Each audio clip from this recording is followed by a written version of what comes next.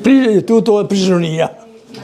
Prigionia perché io ho tanta fame, tanta sonno, paure e freddo. Io ho fatto 7 giorni e 7 notti dentro su un wagon, senza mangiare, senza dormire. Partì da Croazia e mi ha portato a Venezia con un mercantiere.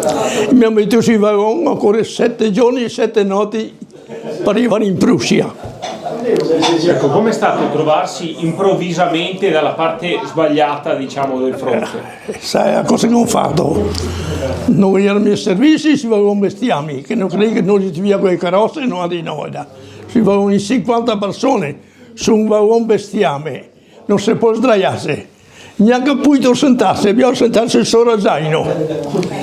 E ho fatto 7 giorni e 7 notti, sono in Prussia, partì da Croazia con caldo da morire, arrivare in Prussia, al nord della Germania, con così 7 giorni e 7 notti, senza mangiare, senza dormire, senza riposare, tutto.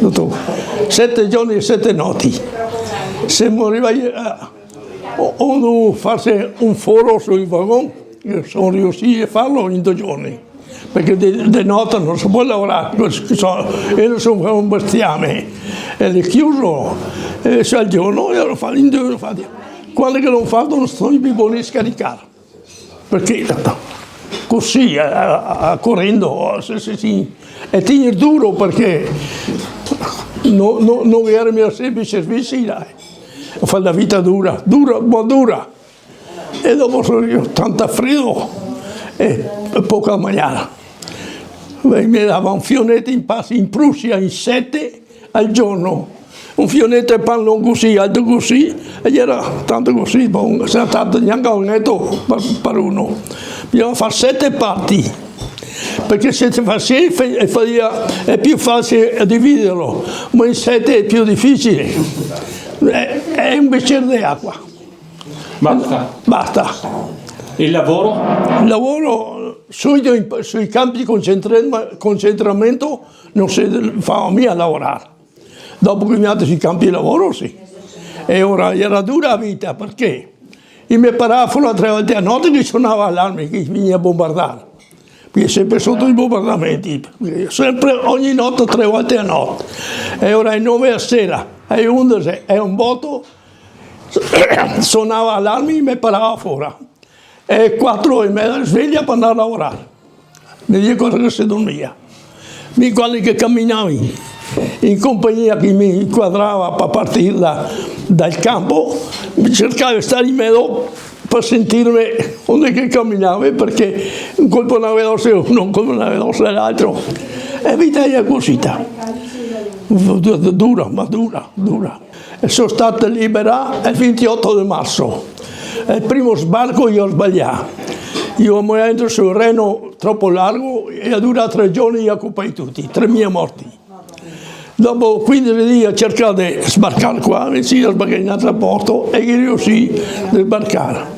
In 3 giorni insomma mi ha liberato, però non si può spostarsi, bisogna stare dove si era. Gli americani non mi stavano a circolare.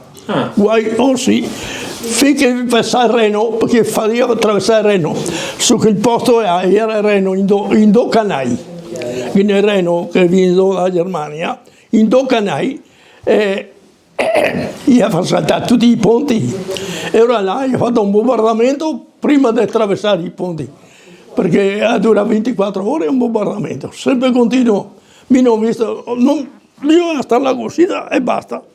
Del rumore che fava, e Ciano che fava tutto il giorno, tutta la notte. Che vite che ho fatto, se va, e sono riusciti, sono stati salvi. E come è tornato a casa dopo? Dopo sono tornato a casa dopo 4 mesi della liberazione, perché l'anno è stata liberata il 25 di marzo, e sono io a casa a agosto, fine agosto. Perché mi ha rettificato i ferrovie, che circolasse i ferrovie, perché dai, tutto spianasse. Mia Germania l'ho vista così e anche così. Qua sono andato al nord, e qua a Dortmund, qua verso la Francia. Mi ho attraversato tutta piana la Francia. Ma ho tribulato tanto, freddo tanto. E quando è tornato qui, cosa ha trovato? È un bombardamento della tempesta. Era la mia tempesta che ho già. Quindi quando è arrivato ha trovato la... Mi sono montato a Trento e che era un cambio che portava a Bassan e uno che portava a Feltri. Beh, vai per Bassan perché cade magari per combinazione per venire qua verso Montebeuna. Ma era netto così, ma bombardare porta via tutto, sai cosa vuol dire? Un bombardamento della tempesta che ha fatto quell'anno, ma netti come che fosse pieno inverno come adesso. Da Bassan e fin sono montato in fondo alla strada e mi sono orientato quando ho visto la ciminiera del stocco che una volta era la pasticceria che faceva pasta in fondo ma sul principio del Cairano là.